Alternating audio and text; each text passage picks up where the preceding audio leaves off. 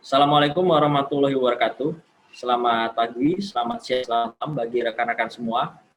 Pada video kali ini, kita akan membahas materi lanjutan dari kuliah Embedded System dan yaitu Introduction to IoT atau Internet of Things. Nah, berdasarkan informasi dari Kominfo, ini kita bisa lihat bahwa potensi IoT di Indonesia itu sangat besar.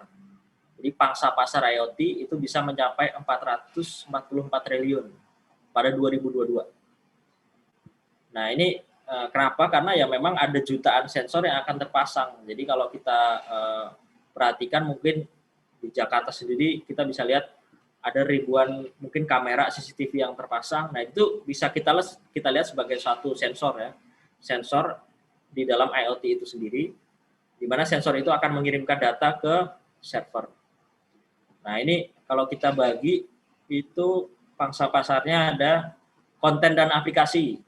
Itu ada 100 triliun sekitar, kemudian ada platform, ada perangkat IoT-nya, ada 56 triliun, hingga network dan gateway-nya itu ada sekitar 39 triliun. Jadi, kalau berdasarkan slide sebelumnya kan kita bisa bagi ada beberapa aspek atau komponen penyusun IoT. Nah, di sini sebenarnya bisa kita lihat juga ada konten, ada platform, ada perangkat, dan juga ada network atau gateway. Nah,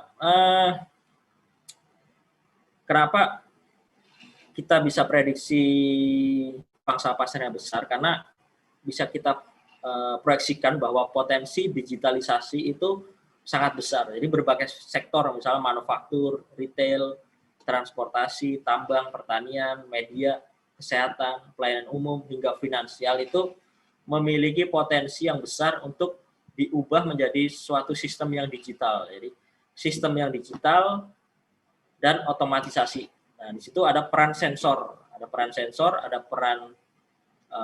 server, ada peran intelligence. Nah, di situ makanya kalau kita lihat ini yang paling besar adalah manufaktur ya, karena jelas manufaktur membutuhkan bisa digantikan oleh robot misalnya kan.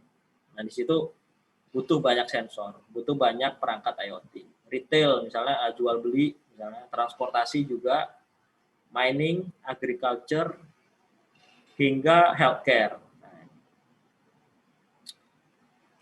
Oke, nah ini siapa pengguna IoT? Segmennya sudah jelas.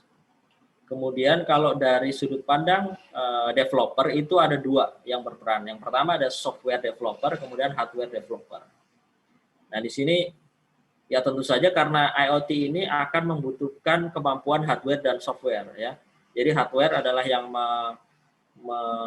mengatur atau mendevelop sensor, perangkat aktuator dan lain sebagainya. Kemudian software ini adalah nanti akan menangkap dan memproses data. Ini kita bisa lihat bahwa beberapa perangkat smart home misalnya, atau retail, industri IoT, smart city, medical, ini memiliki porsi yang cukup berimbang antara software dan hardware. Jadi ya kira-kira walaupun agak di beberapa bidang smart home ini butuh hardware yang besar, kemudian tapi misalnya di retail itu butuh porsi software yang besar. Tapi secara umum hampir berimbang. Jadi ini merupakan suatu potensi yang sangat besar untuk jika kita mau menyiapkan skill set, misalnya kita bisa memilih sebagai software developer atau hardware developer, ataupun dua-duanya. Ini bisa juga, ini ketika kita memiliki dua kemampuan ini akan lebih mungkin lebih bisa aktif juga dalam developing IoT, karena software-nya kuasai, hardware-nya juga dikuasai. Nah, berikut produk berbasis IoT.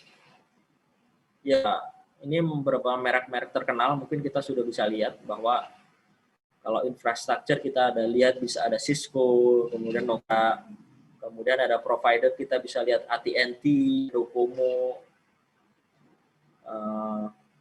platform kita bisa lihat ada IBM, Oracle, kemudian embedded software kita bisa Red Hat bisa lihat, kemudian ada IBM, di sisi security Symantec misalnya, kemudian ada Microsoft, Kemudian di industrial bisa ada Philips, Fujitsu, HP, Dell,